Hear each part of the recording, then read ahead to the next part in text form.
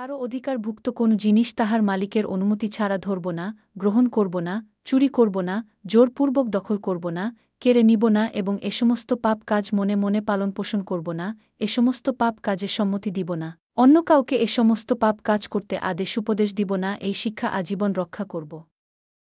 কারও অধিকারভুক্ত কোনো জিনিস তাহার মালিকের অনুমতি ছাড়া ধরব না, গ্রহণ করব না, চুরি করব না, জোরপূর্বক দখল করব না, কেড়ে নিব না এবং এ সমস্ত পাপ কাজ মনে মনে পালনপোষণ করব না, এ সমস্ত পাপ কাজের সম্মতি দিব না, অন্য কাউকে এ সমস্ত পাপ কাজ করতে আদেশ উপদেশ দিব না, এই শিক্ষা আজীবন রক্ষা করব।